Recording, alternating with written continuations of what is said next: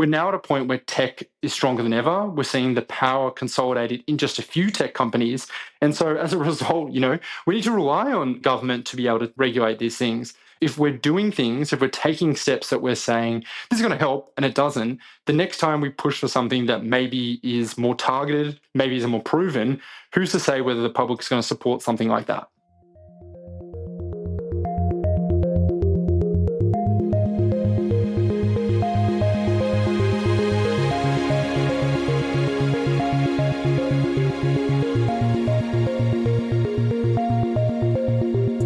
Hello and welcome to Tech Won't Save Us, made in partnership with The Nation magazine. I'm your host, Paris Marks, and this week my guest is Cam Wilson. Cam is an associate editor at Crikey, and based on that name, maybe you can tell where Cam is from. You've probably heard about this policy in Australia where the government wants to ban people under the age of 16 from using social media platforms, or at least some social media platforms. It has kicked up a lot of debate, not just in Australia, but around the world as other countries, or at least the media in other countries, start to talk about whether this is something that should actually be considered in their jurisdictions. And so I wanted to talk to somebody in Australia who understands these issues well and can not just run me through what is happening there, but can actually dig into this as we do on Tech Won't Save Us to understand what this policy is, what the implications of it would be, and whether this is really the right approach that we should be taking. Because yes, we recognize that we should be regulating social media platforms, that they do not have all of our best interests at heart when they are making their decisions. But does that mean we simply ban everyone under the age of 16 and leave everyone else to use these platforms regardless of what the companies do with them or the decisions that they make about how they should work? I'm not so sure about that, and neither is Cam, as you'll hear in our discussion. I'm not even wholly opposed to age limits on social media or certain things online, but it seems to me that if we have issues with how these companies are operating when it comes to the interaction of people under 16 with using these platforms, maybe that means there are issues with these platforms that will affect everyone else who is using them as well. And instead of just banning people up to the age of 16, we should be putting much stricter regulations on how these platforms actually work to make sure that they better align with the values that our societies have, how we want these platforms to work, to make sure that we maximize the public good of them and minimize the harms, instead of just doing a blunt ban of users of certain ages that we're not even totally sure how it will be enforced.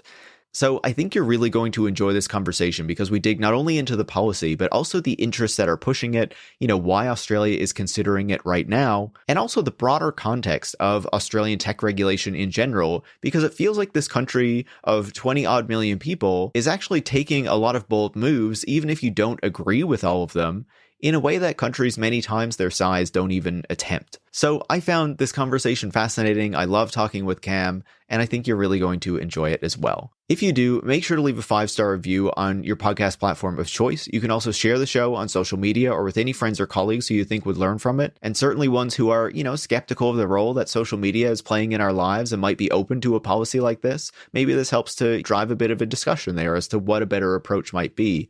And if you do want to support the work that goes into making Tech Won't Save Us every single week, get access to the premium full-length interviews from our Data Vampire series that are slowly being published on our premium feed for Patreon supporters, you can join people like the Highly Sensitive Gaze, which is a band in Los Angeles that supports the show, along with Jim from Atlanta, Shane in Dublin, and Dave from Hamilton, Ontario, by going to patreon.com/techwon'tsaveus, where you can become a supporter as well. Thanks so much, and enjoy this week's conversation. Cam, welcome to Tech Won't Save Us. So good to be here.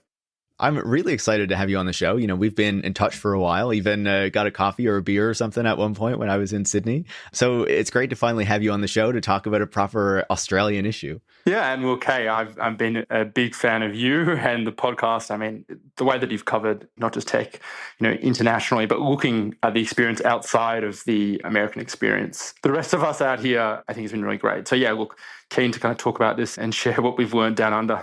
Thanks so much. And yeah, maybe it helps that I'm coming from outside the US as well. So, you got a bit more of that perspective in there. But I wanted to start with that broader view, right? I'm sure a lot of people have heard about this ban of under 16s from using social media that Australia has embarked upon and that a lot of other countries are talking about now as a result of that. And, some countries were talking about it before anyway, but it has really gotten into the conversation because of what Australia is doing. But before we dig into that specific policy, I wanted to ask you, because coming from Canada, Canada, I often feel like Canada is really behind in talking about tech policy and is often just kind of a follower of what other countries are doing. But I feel like when I look at Australia, for a country of just over 20 million people, it feels like it is actually trying to move things forward. Maybe it doesn't always get things right and kind of messes things up sometimes, but it feels like it's much more focused on trying to get some degree of like control over what these tech companies are doing in a way that you maybe don't expect of a country of its size. I wonder how you kind of reflect on that as someone who is down there. Yeah, I mean, okay,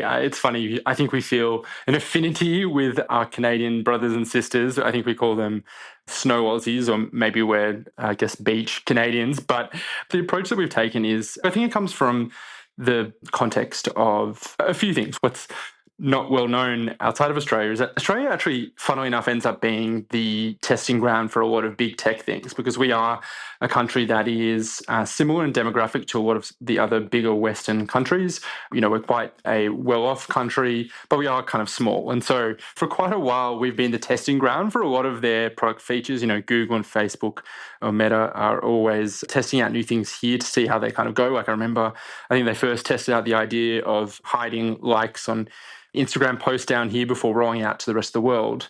But at the same time, we've kind of turned that back on them and also turned ourselves into a bit of a testing ground about some forms of tech regulation here. I think, the kind of optimistic view of it is that the context of Australia is a bit different. We don't have the same kind of free speech protections, but as a result, we've kind of got greater speech regulation. We also don't have like a massive tech industry, or at the very least, like we don't have a huge like representation of big tech company, employees in industry in Australia. So politicians are not to the same extent worried about, pissing off constituents or an industry here that's drastically going to, lobby against them or affect their kind of re-election chances. So as a result, we've kind of done a lot of interesting things. The more cynical view is that Australia, more so than almost any country in the world, has a highly concentrated media market, and in particular News Corp, which started out down here and is now across the world, has a huge influence over public policy in Australia. They are very, very active in campaigns, and they've kind of been on the front foot for a lot of pushing for regulation for tech companies as well. And so that's how we've ended up with things like the News Media Bargaining Code, this kind of world first plan to force tech companies to negotiate with news media publishers here and, essentially like pay them for their work. And that's kind of how we ended up with the social media ban as well, which is that, there was this real populist campaign led by News Corp publications here to get tech companies to, as they would say, do something about the harms that are being done on social media. You can probably guess maybe some of the reasons why this campaign came along. But yeah, for whatever reason, whether you think it's because of the difference in, kind of the way that the country is, or the way that we have different players and vested interests here, we've ended up with some really interesting tech regulation that you see playing out in all kinds of different ways. That makes a lot of sense. And it's really interesting as well, right? To think about how, on the one hand, Australia is very similar to the United States, Canada, these types of countries. So it's a good market to test these products. But then on the other hand, it has a different set of interests so that it takes different policy decisions as a result of that, whether it's on tech policy or, for example, one of the things that I follow really closely is EV policy as well. And I know a lot of the Western automakers are watching the Australian market closely to see what happens when Chinese brands are allowed to sell next to them as well, which is really interesting. But as you say, Australia has this very powerful news media industry with News Corp in particular. And so that plays into the types of policies that get adopted as a result of it.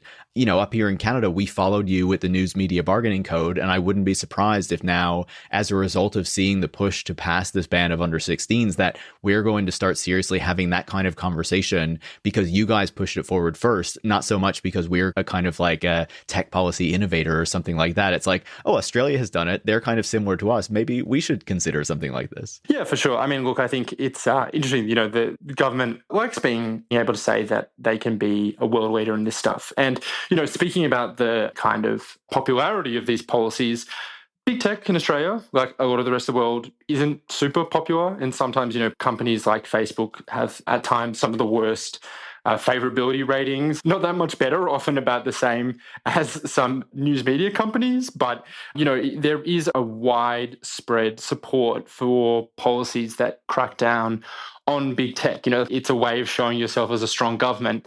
The flip side of here is that, to an extent, I don't think that because of the size of Australia, the big tech companies themselves aren't super concerned about what's happening down here, as in this isn't a massive moneymaker for them.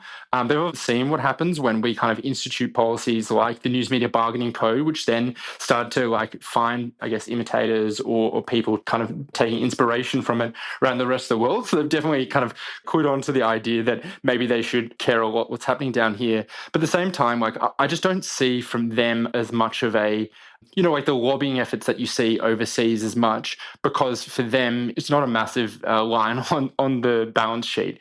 And so as a result, we're seeing that governments feel like they can pass these policies. They're not necessarily going to face a huge amount of opposition from the tech companies. It's popular. And also, of course, the tech companies have a lot of money. And so what might be not a massive amount for the tech companies, but it can end up being quite a lot for Australian industries down here. And so, the News Media Bargaining Code, which we can maybe talk about or not, but in summary, obviously, it had a intention to fund journalism and does it in a very kind of bizarre way that, people could call it lean tax or whatever.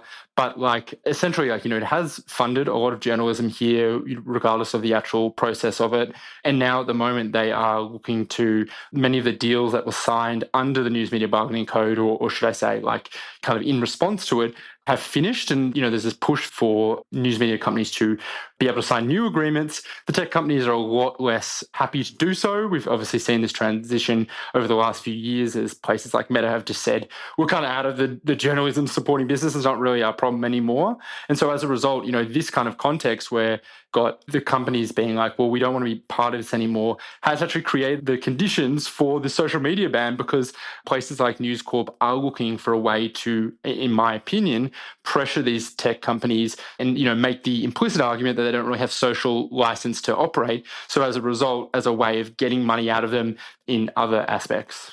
That's so fascinating. And we'll move more specifically onto the ban, and the proposal and what it's going to mean in just a second. But I wanted to pick up on that piece in particular, right? Because you said that the companies are not too worried often about what is happening down in Australia because, it's a relatively small market compared to the other places where they operate, Europe, North America, places like that. I wonder if you think that changes at all because, as you're saying, when the News Media Bargaining Code passed in Australia, Google and Meta, made these deals and kind of just made it work, right? But when Canada moved forward and did something similar, Google has made a deal with publishers in Canada, but Meta just said, no, we're just removing all news links from our platform. And both of the companies started to, I feel like, talk a lot more aggressively about these types of proposals to make sure that they didn't expand to California and places like that. Do you feel like maybe they start to pay more attention to what's happening in Australia because they get more worried that what happens there might spread to other places and they need to head it off before that can happen? Yeah, look, I think it's hard to say at the moment because we're still in the midst of it. I mean, I think not to get ahead of ourselves, but the social media ban in terms of the commercial aspect of it, I don't think is a massive commercial aspect. So their thoughts about what they're doing in response to that might not reflect their response to a policy that might have cost them a lot more. So, like I said, they're kind of looking at renewing these partnerships. Meta says they're not. Google has indicated in reporting that they're saying, we'll get back into some partnerships, but they're going to be worth a lot less. They clearly know that the news media industry is a lot less powerful than it was even just a few years ago. I think we're kind of seeing tech companies in Australia, I think, feel like more or less we're kind of coming to a little bit more of a stalemate. But yeah, definitely in terms of how they're seeing the rest of the world. The response to Canada was obviously a lot stronger. I still just think that to some extent, the only reason that, the mothership, the big offices in the US to be paying attention to what Australia is doing is really because they don't want it to happen anywhere else if it's significant. But if not, they kind of are happy to let the kiddies table down in Australia deal with it. Yeah, that makes a lot of sense, unfortunately. But let's move on to talking about the social media potential ban of under 16s, whatever is going to come of it. So you were talking a lot about the leverage that News Corp has had and how News Corp, which of course is the company that runs Fox News in the United States, has been running this campaign across its media properties in Australia in order to advocate for social media to be banned for under 16s, which of course is the policy that the government has now moved forward.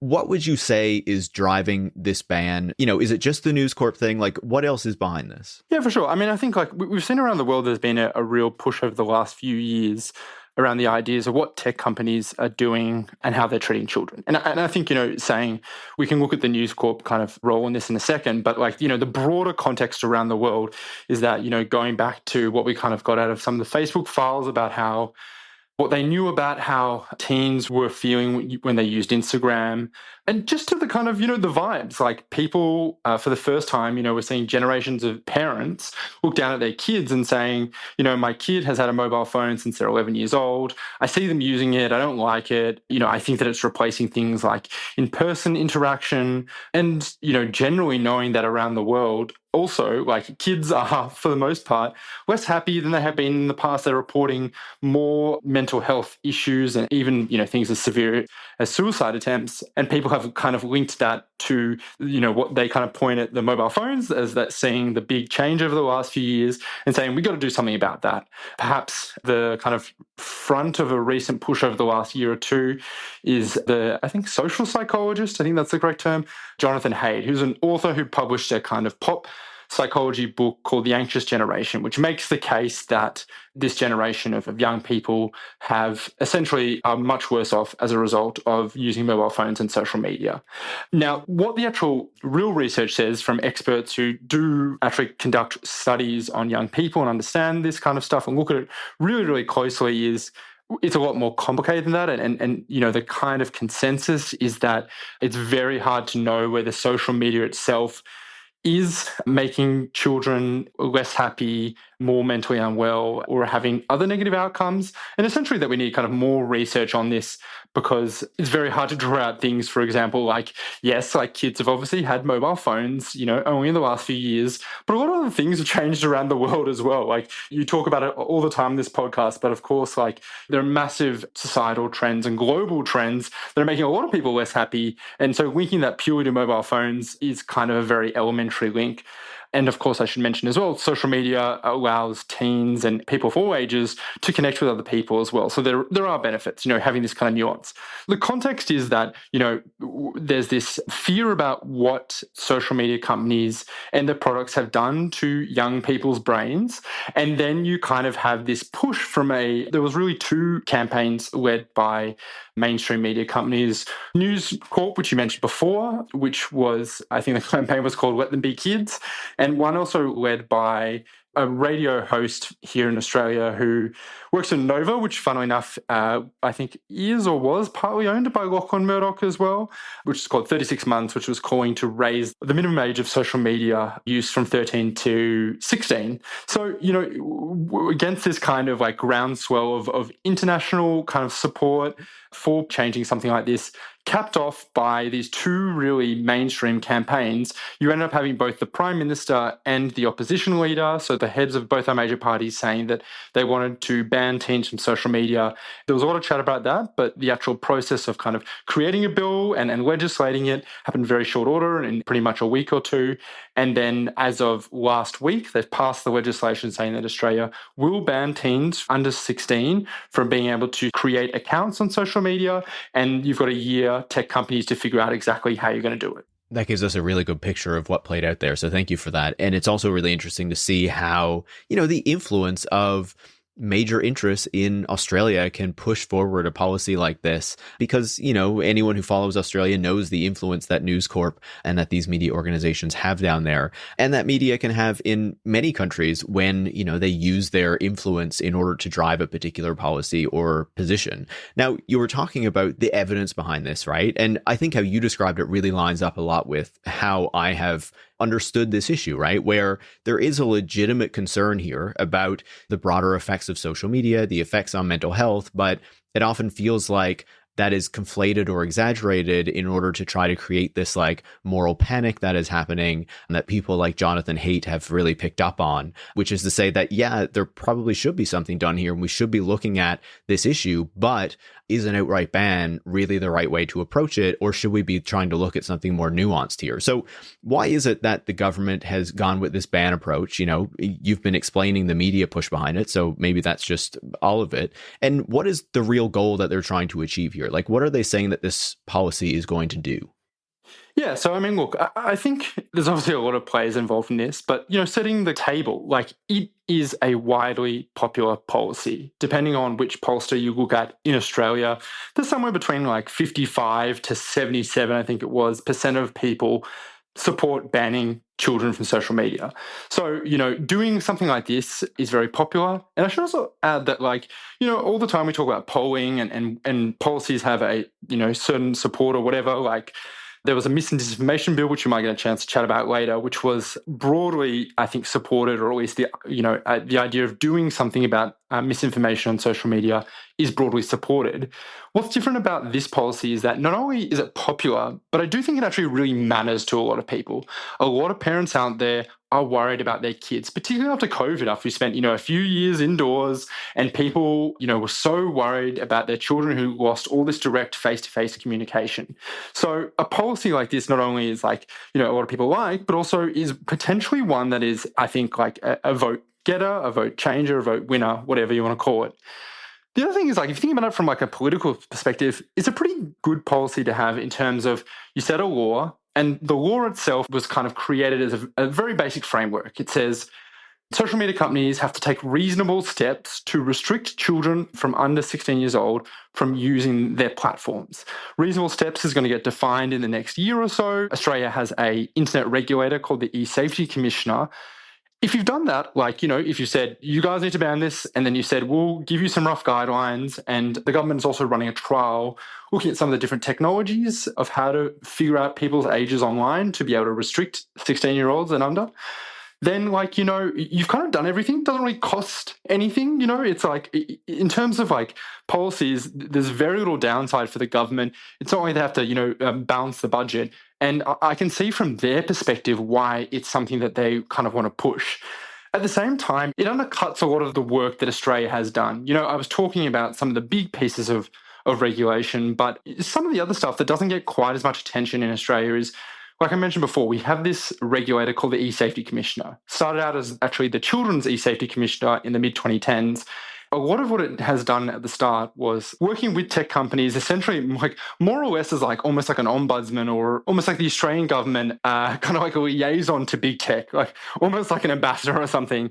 What the role did was a lot of it was just getting complaints about how children were having bad experiences online, everything from like cyberbullying to image-based abuse. Because of the kind of relationships that set up with the tech companies, it was able to report stuff and get them acted on quickly. So essentially helping Australians navigate tech companies' existing policies, in terms of like, that's not necessarily the most powerful role, but in terms of like kind of what it did, I do hear from a lot of people that it was of great assistance when they, had problems like this. And then they've kind of added more and more power to this role to be able to regulate the tech companies. And so over the last few years, it's been coming up with these online safety codes, which are regulations that were essentially, what it does is it kind of says, hey, tech providers, everything from social media companies to search providers, you have to come up with rules about how you're keeping children and Australians safe online. And so I'm saying, these are the things that we're worried about. We're worried about, abhorrent violent material, terrorist material, child sex abuse material. You need to come up with rules that say how you're doing with this, and then I'll decide whether those rules that you've kind of created for yourself are good enough. If they're not good enough, then I will come up with my own. In most cases, the tech companies kind of came up with stuff that met the standards of what this regulator wanted. And then it says, now you have to put them into place, and then you have to report on how you go with them. And then if you don't reach standards, we'll either that we expect, that we'll either improve these rules, or we'll rewrite them, or we'll kind of fine them. And for the most part, these tech companies have not ended up facing any fines or anything. It's mostly been like, as I kind of described, it's pretty co-regulatory, like it's pretty friendly with these companies, but as a first step of kind of being like, what are you doing? This is the way we need to head towards. It's been quite effective. There has been a little bit of fighting with Elon Musk over Twitter, who obviously, as you might know, is not super cooperative with some of these schemes. But generally, it has been about this kind of softer approach to regulation that has helped, I think, at least a little bit in terms of companies and how they are treating Australian citizens and, how they're expected to behave in Australia under our rules. When you kind of introduce this tech social media ban for under 16s, all of a sudden, all the kind of progress that they've made on saying, we need you to do more about these kinds of things, suddenly kind of goes out the window, because rather than being like, let's closely regulate and understand how children are using the technology, we're just saying you can't use it. And at the same time as saying you can't use it and saying tech companies, you're responsible for keeping kids off it, the Australian government, the Prime Minister, everyone involved has said we expect kids will get around this in some ways. It's about creating friction. It's not about stopping every single teen from getting on social media, but it's about making it harder.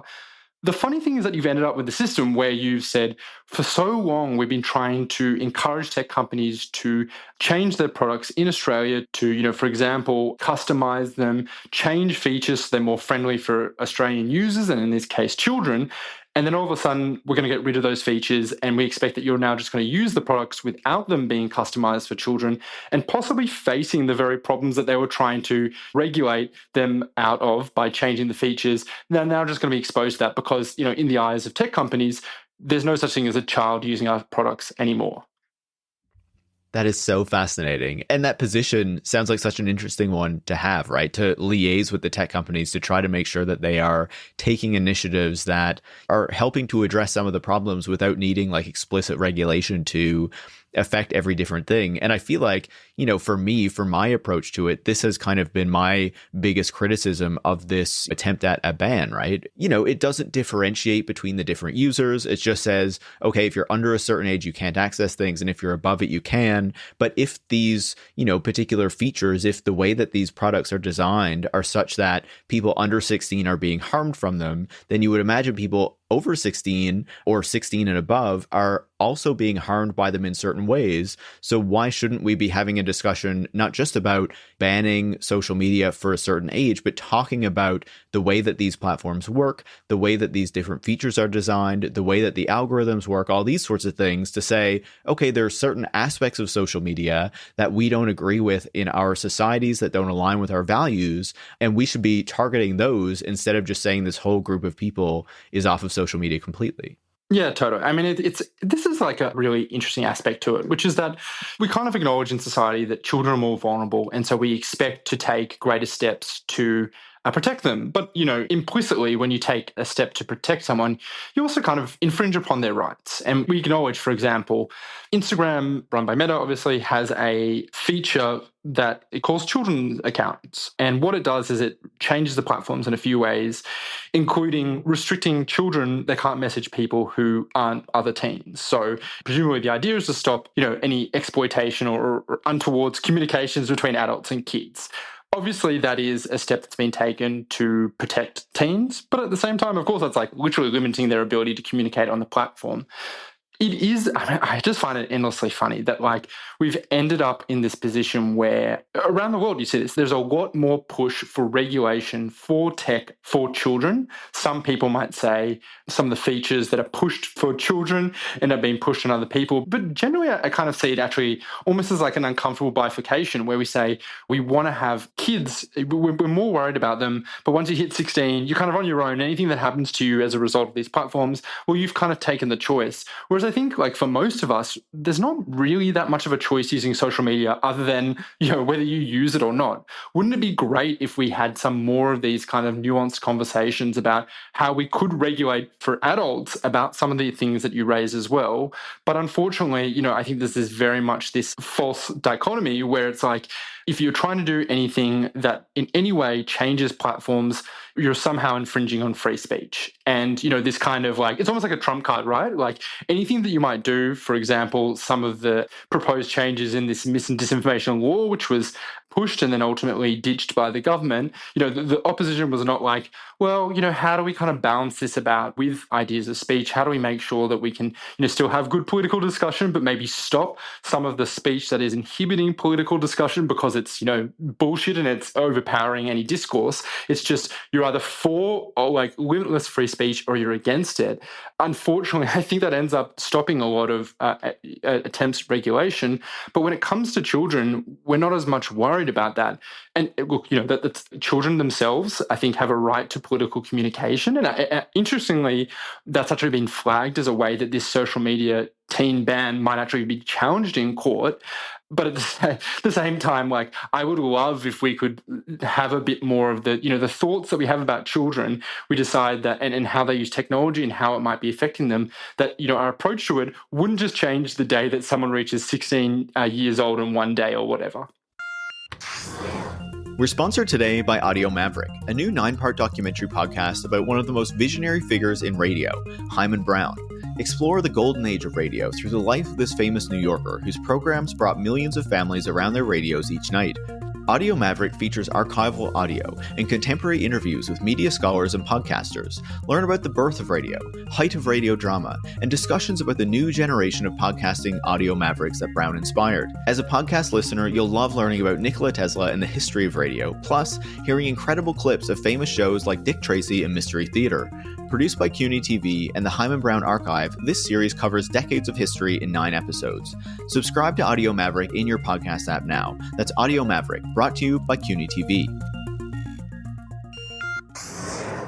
I feel like because countries like Canada and Australia have different understandings of free speech than, say, the United States, that there's a lot more opportunity to have that kind of a conversation around the different tweaks to these platforms, around the different ways that we want to change them that might encourage a different kind of dialogue and conversation on them, a different kind of usage pattern than we typically see on these platforms. But that, these very commercial social networks that we have now are not designed to engage with or to encourage, because at the end of the day, they want to increase the ad profits that they are making and the engagement that they're receiving. They're less concerned about the broader public benefits to these interactions and what these platforms are providing. And to me, that feels like the biggest missed opportunity of what Australia has embarked on. I'm not against talking about regulating social media or whether things should be a bit different at different ages depending on who is using them. But it feels like this blunt approach has unfortunately really missed the mark and missed out on what could have been a very productive conversation,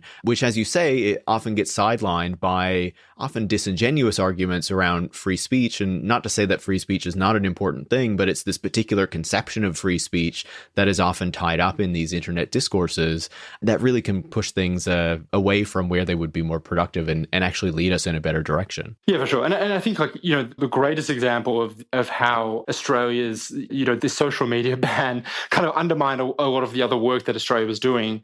It was the last day of Parliament this year that they passed the social media ban. And the Australian government was trying to pass through a whole bunch of stuff before the end of the year. The speculation they might go to an election before Parliament sits next year, or if not, either way, they're kind of running out of time in this Parliament. And so they wanted to pass a bunch of stuff that they've been promising. So they, I think, ended up passing somewhere close to 40 bills, including the social media ban, which actually got a lot of attention. There was actually a huge amount of public interest about this. And in the end, quite a significant amount of opposition, despite the fact that both major parties ended up supporting it. But one of the other bills that passed that day was some amendments, some long-awaited amendments to the Privacy Act. And in that was an obligation for Australia's Information Commissioner, who's kind of also a Privacy Commissioner, who's responsible for privacy protections in Australia. There was something in that required that she would set up a children's online privacy code, which was to create a new set of obligations for online companies, including social media companies, to have greater obligations about how they take care of children's data and their privacy online. They passed that at the exact same time that they actually banned kids from using social media. So at the same time that they're actually giving them greater protections and saying, hey, maybe they can use these products, but maybe we need to think about it in a slightly different way. At the same time, completely wiped out this more long worked on approach to policy was wiped out with a ban that essentially was kind of headed up by the government in a real populist campaign. That's hilarious and so unfortunate at the same time to hear that. Does that suggest to you that this social media ban, yes, we know it was pushed by media and, News Corp in particular and certain interest groups. Does that suggest to you that, the government really pursued this policy because it feels like they're going to an election early in the new year, whether it's right away or after a few months, and that they figured it would be kind of good electorally to do that? Is it that craven the calculus? Yes. Yeah, totally. And I think we actually saw this at our last federal election where the government actually proposed some bizarre laws, including tech companies either need to know who a user was, or if they didn't, they would be then responsible for, as the publisher, and would be sued for defamation. So if you think about it, getting rid of Section 230 unless they knew who the person was behind the account, in which case they would then forward on the defamation suit. So, kind of as a result, you kind of had this policy where essentially that was going to require the end of anonymity on the internet. But the reason I mention that is that that's obviously a huge change, but it was sold to the public and not ultimately passed as a policy that was about protecting children online from cyberbullying. When, if we think about it realistically, how many kids are suing other kids for defamation? It doesn't really happen. It was going to end up being another kind of tool probably used by largely powerful and rich people. But the way that it was sold kind of shows that they were trying to think of ways to appeal to this audience of parents who are really worried about their kids, which is a significant audience that I've kind of heard on from both major parties here.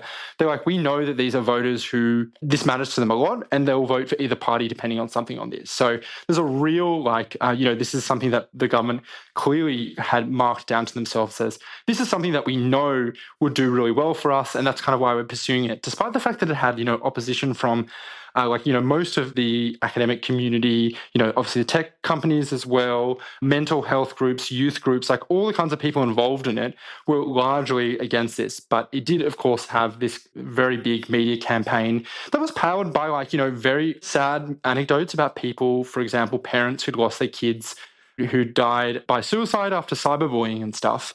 I do think that in that regard, Australia's media, whether it was the media that was actually pushing it or the rest of the media, did actually kind of fail in their responsibility there, because I think that this policy was not very well communicated. For example, I was reading this article in News Corp the other day where it said that it was very sad.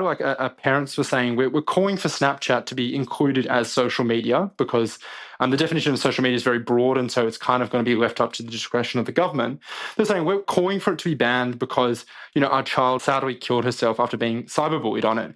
And the article went on to describe that while Snapchat is a messaging app which are supposed to be excluded. So, the social media ban isn't going to stop kids from using WhatsApp, for example, or something Signal if they wanted to. We consider it different because you can have group chats that can have a whole school in it that act more or less like Instagram. And I read that and I was that's that's not true. In fact, I actually looked it up. WhatsApp, you can have larger groups than you can have on Snapchat. There was this concern about one of the big things that the government spoke about in proposing this policy was this idea of cyberbullying. It doesn't really make sense, if you think about it, to ban one app that you're saying is being used to cyberbully people through messaging features when people could just as easily use other messaging apps. And I think the reason that was obviously expressed in the newspaper and people kind of took that as fact. And I think the lack of really clear reporting about how this policy would work, for example, how are tech companies actually going to implement this? How are they going to figure out what age a user is? What is that going to require? Facial analysis? Is it going to require giving government ID? That kind of stuff was really, really not hashed out. And when it really did start to get a bit of attention, so we really towards the end of the campaign, when a lot of people were already, very broadly in support of it, and also kind of already had enough momentum to kind of make its way through, despite this kind of push at the end. It's quite a sad story in a way, because if you think about it, those grieving parents who called for bans to apps because they're trying to stop what happened to their child. I don't blame them. I totally understand it. In fact, I can only imagine that if I was in this circumstance, I would do the exact same thing. They're not the tech experts. It's supposed to be the experts that these outlets quoted. It's supposed to be the journalists who scrutinize claims and kind of, decide what context they provide and who else they quote on it. Those are the people who actually, in my opinion, exploited really sad stories because, based on what I understand, in the various ways that this policy is going to work, it's not going to stop cyberbullying once and for all. In fact, I think, it may restrict some, but largely, I imagine people will just use other means that they'll still be able to use. Another big concern they raised was the impact of algorithms. But one thing that I realized in the way the law is written, the law actually applies to teens having social media accounts. So you can still use TikTok, you can still use YouTube Shorts. You just can't log in. You just can't like a photo, like a video or comment or upload yourself. But the algorithm, this recommendation engine that they're so worried about still works. And I imagine teens will still be using this after the ban actually comes into force. For all these reasons, we just had this extremely poorly covered policy that I'm really honestly worried will end up not helping the people that they hope to help, will end up hurting people. This is what kind of comes out in the research, that marginalized groups, people in situations where they don't have people who they know who fit in the same identity groups as them, so, the LGBT community, people who are facing familiar violence, people who turn to social media as a way to contact people with experiences that they might not have represented around them, they're the kind of people who end up, I think, in my opinion, most affected by this.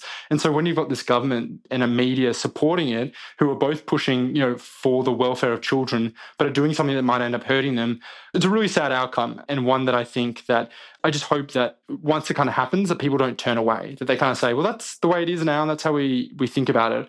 I hope it's reviewed and closely evaluated, and also evaluated against the context of, we shouldn't compare a policy like this to either doing something about social media or not. We should compare it to another road that's not taken, which is thinking cleverly about how to regulate tech companies to make their products better for all of them. And I think that that kind of approach is a real lost opportunity that happens as a result of pursuing something like a blanket ban. Yeah, I think you've made a lot of really good points there. And I feel like when you're talking about how the media campaign drives this and doesn't dig into the other aspects of it, the potential downsides of a policy like this, the other approaches that can be taken, I feel like we saw something similar when it came to the news media bargaining code and the equivalent up here in Canada, where, the media was really pushing this particular policy outcome and wasn't really talking a whole lot about the other potential approaches or the downsides of this kind of a policy, because that is the outcome that they wanted. And then that really, it doesn't just affect the policy process, but it really diminishes the public conversation that can be had about these things, so that we can have a democratic debate about tech policy and what we want all of this to look like and how we want these companies to operate in our jurisdictions, instead of just going along with the particular outcomes that, certain interests want us to pursue and want to make sure the government passes that, kind of serves them, or at least some of the interests that they have. I mean, the thing that depresses me is obviously I'm a journalist. I think about all the time about the journalism industry and how we actually reach people and, make people trust in us, because ultimately that's what needs to happen. Government, I'm sure, is having the same thought in their heads as well, seeing the dropping support in public institutions. And in this regard, giving a policy that the public wants, but is very, in my opinion, unlikely to have the outcomes that it says it's going to, I think maybe you end up winning an election, maybe you don't. Maybe this doesn't end up mattering for them, but you end up again, promising something that doesn't come through, and ultimately making people more cynical. And, in this regard, people are already cynical of all three parties in this. They're already cynical about the media, they're cynical about government, they're cynical about big tech. If you want anything done about, for example, big tech, you need to have people trust in the media. You need to have people trust in the government to be able to regulate them, because that's one of the things that I'm really starting to see. Australian tech policy for years and years, for decades, has kind of been maligned as not very good. And I think we've done some good stuff and some bad stuff. I think it was back in the late 2000s that the Australian government was proposing to have a mandatory internet filter for explicit content. So, any person who was using an ISP, this ISP was supposed to ban adult content. They tested the policy, and then I think there was this really famous thing where a 15-year-old was able to get around the filter, I think just using a VPN or something, in 45 seconds. That's remembered as one of the massive failures of Australian tech policy, and although the policy never actually went into place, it's kind of represents governments don't understand technology and we can't trust them to regulate them. We're now at a point where tech is stronger than ever. We're seeing the power consolidated in just a few tech companies, and so as a result, we need to rely on government to be able to regulate these things. If we're doing things, if we're taking steps that we're saying, this is going to help, and it doesn't, the next time we push for something that maybe is more targeted, maybe is more proven, who's to say whether the public's going to support something like that? So well said, and I completely agree. Do you think that there is any, opportunity or possibility that this ban ends up falling by the wayside, say, after an election or something like that, And Australia goes back to relying on the e-safety commissioner and these other initiatives that were already moving forward to try to take a more reasonable and more evidence-based approach to actually dealing with what is a legitimate problem, even if it is often exaggerated for certain people's purposes. Yeah, I think so. So just for context, let me explain how the News Media Bargaining Code works, because I think this is actually an example of how this happens, which is the News Media Bargaining Code gives the government the ability to say, hey, Meta or Facebook, or they can choose another social media company, you need to negotiate with this publisher. And the negotiation is this weird style. I've never heard of it before. I think it's called like baseball style, which is where, the two parties come in, they say, here's how much I think that this partnership is worth.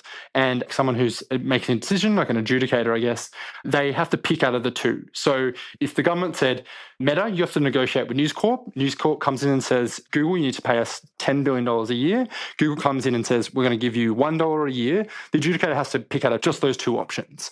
And so what's called designation, the decision that you need to come to the table and actually negotiate has never actually been used. It's just the fear that this policy will be used, that you'll end up in a negotiation where really you could end up paying a crazy amount. That is the thing that has forced the tech companies to the table. And they've done all of these other deals that essentially is that the government to say, well, we don't need to use the stick because things are going as we hoped.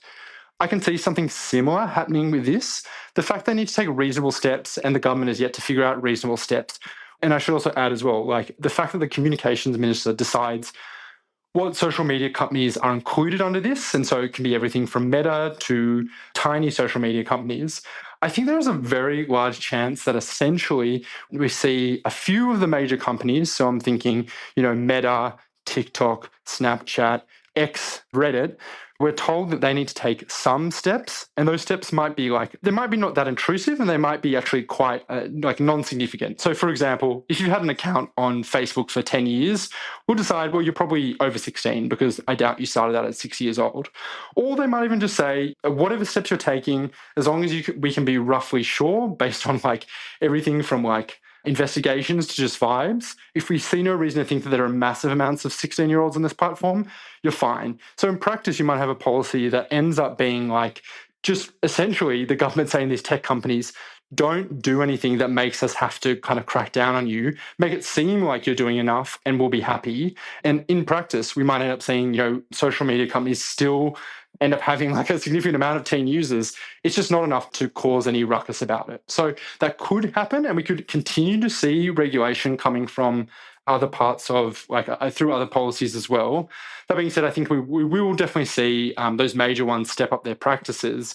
And that's kind of where I think we're going to get into some really interesting questions, which is how do they actually do that? And to what extent does the average punter who's told either give me your face or show me your driver's license, do they blame the government for that? Or do they keep blaming social media companies who end up kind of copying the flack? Because I don't think that's going to be very popular in practice. I think the question is who ends up being blamed, which will affect about whether this is a kind of policy that's really harshly enforced or just kind of ends up being more vibes-based.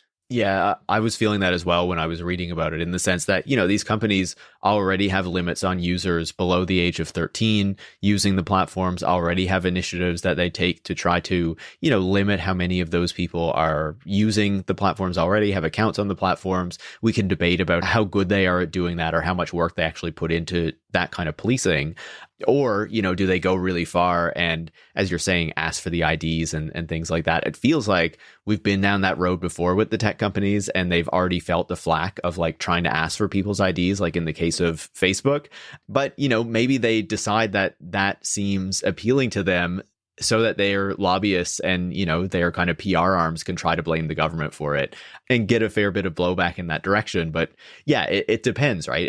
And that's kind of what I wanted to ask you, because, this bill has been passed, as you said, but it doesn't take effect for, I believe it's 12 months or something like that, as they work out exactly how that is going to happen. And as I understand it, it's the e-safety commissioner that, kind of determines what these ultimate requirements will be. How do you feel about that kind of process? What do you think is going to come of that? And I guess just broadly, how do you feel about this position of the e-safety commissioner? Do you think that they are often a positive kind of government liaison in that discussion with tech companies? Or, is it part of Australian tech policy or the government's approach to tech that doesn't work so well? Yeah, I mean, God, I could literally talk about this for so long. I would split it out into two things. I think that the regulator role itself has actually been given a crazy amount of powers, and they have the ability to, for example, even force app stores and search engines to stop linking to websites and apps if they haven't complied with some of their other laws. So there is actually this incredible capacity in this role, if it was misused, I think, to be a very, very powerful internet censor. At the same time, I think that the person who's held the role, Julie Inman Grant, interestingly, I think one of her first jobs, she was a Republican staffer. She then has worked for Microsoft. She's worked in big tech and then was appointed as the role when it was first started in 2016, when it was called the Children's E-Safety Commissioner. And then it was largely powerless and more to do with that kind of what I was talking about before, being that kind of interface with tech companies to be you need to do something about this content, which I think seems to violate your own policies. I'm just flagging this with you. It's grown into this massive role that now is going to be in charge of writing guidelines that will determine what steps the companies will be expected to take. And it's incredibly powerful. And I think that she has, for the most part, kind of she's, I would say, very good politically. I'd say that she has, for the most part, has kind of been in Australian media as helped the Australian government with messages about cracking down on big tech, but with mostly through, I think, a very amicable relationship with big tech, which has helped them. She hasn't used the nuclear option really at any opportunity. She's actually currently having some fights with Elon Musk, which has been the biggest ones over Twitter. But for the most part, she's kind of mostly, I think, avoided making waves. So in terms of how it's actually going to work, I mean, her office has a really, really strong sense of digital literacy. And I think the way that they've kind of run the office while she's been there has been very, I would say, while she's definitely pushed for things like age verification for explicit content and stuff, she mostly has come from a place of I think understanding technologies and understanding some of the privacy trade-offs. So I kind of think when she's kind of been tasked to do something like this, I expect something that will be quite nuanced. Funnily enough, while this whole process was happening, while the Prime Minister and the opposition leader were saying we support this policy, she was actually in public subtly, politely saying that she didn't actually support the policy, essentially saying that the research, including research done by her office, doesn't support the benefits of banning social media. She's now in charge of actually figuring out how it's going to work. I think it's a very interesting position to be in. I think there's, a very good chance that a lot of the steps that companies are required to take won't be massively onerous. But that being said, I should mention as well, I think it's very reasonable that tech companies should be figuring out ways to actually stop kids of any age from accessing their services. So, for example, Snapchat, which is, a major company, enormous, is used by children, obviously has an appeal to children, not just 13 to 16, but under that. The only way that they figure out the age of their users is by asking them. They say, hey, what's your birthday? And then after then, they just take their word for it. Is it reasonable to assume that tech companies are kind of doing something more? I mean, I think so. I think that the last, 20 years of the internet has kind of convinced us that, essentially, we should just take people's word when they say their age. I mean, I'll put my hands up now. We're 50 minutes into the podcast, so only people who are massive fans are still listening, hopefully, and so hopefully no one who's going to get me in trouble. But I was looking at porn sites when I was 15. I was doing the things saying that I was 18, and I definitely wasn't.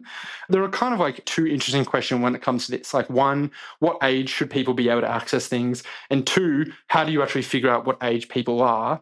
Let's just move aside whatever age you think people should be able to access things, and just say that there is an age. Just make up whatever age you want in your head.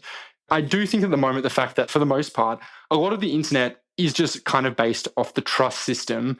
And the technology we do have interesting technologies, which again, are complex and have trade-offs about, whether they limit people's access, who, for instance, people who might not have government ID, whether they're invasive for things like facial scanning. At the very least, there are kind of other novel ways that we should be, I think, probably investigating a bit more, but they're really, really not used even by these most massive companies who have enormous capacity. It's a very kind of complex and nuanced conversation. I agree with you with that, right? I think that we should be exploring these options in the way that we used to have laws like limiting what advertising could be directed at young people, and you needed to know like what age these people were in order for those things to be effective, I think it's reasonable that we should have those, those checks in place for the internet. And I feel like even discussing that can often be headed off by these conversations that, oh, now everyone's going to be asking for your ID and all this kind of stuff online.